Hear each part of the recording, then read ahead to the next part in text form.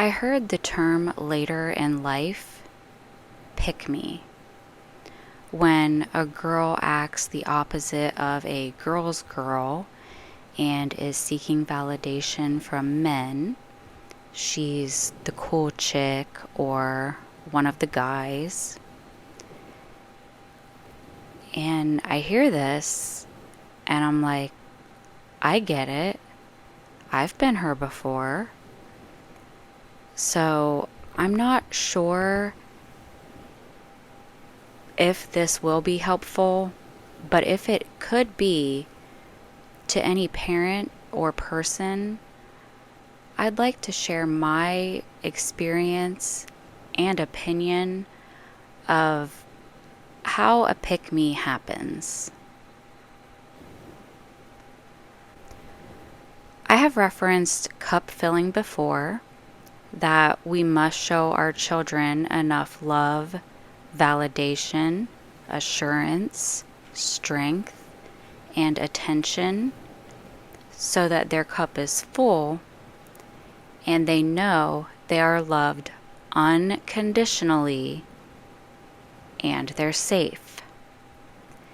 If their cup isn't full, they will look for someone else to fill it.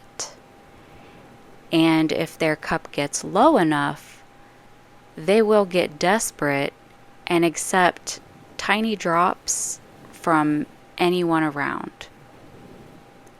We should not want this for our children. I was what's now called a latchkey kid, kids that were home alone after school while their parents work.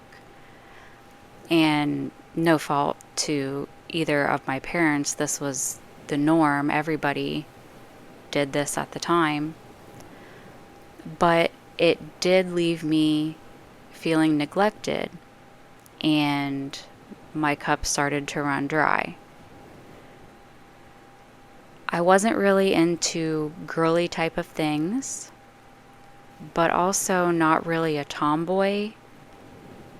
I was more of the arts and crafts, band and theater kid, and guy friends were just less maintenance than girlfriends. And the problem is, once you start filling your cup this way from random boys paying attention to you, giving you positive words or lame acts of service, it's just the quickest, easiest way to get a full cup. I know within this, I also wasn't home as much, as that's not where my cup was filled, and I had found another way. Of course, I would learn later how horrible this is to your self-worth, confidence, the compromises you make within your own morals to justify in your mind it's perfectly fine. Every episode of Scared Straight with young girls says they are there for promiscuity. And this is why. It's how they get attention and fill their own cup if it's not getting filled. And talk to your kids. Ask them questions instead of accusing them. Approach them with concern instead of anger. If they're drunk, did they actually drink? Or could something have been slipped to them? If they drink willingly, why? What was the problem, or what did they think that would solve, or was it just to fit in? And while they were drunk, do they remember everything? Are they sore anywhere? Missing any clothes?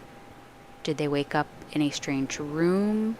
Or remember if someone touched them? Don't assume you know what happened or the reasons behind it, because they will feel worthless and just shove it way down and act like it's fine and they don't care, and go right back to filling their cup the only way they know how. None of this is healthy for our core morals and values of making right and wrong choices. This only leads to wrong ones.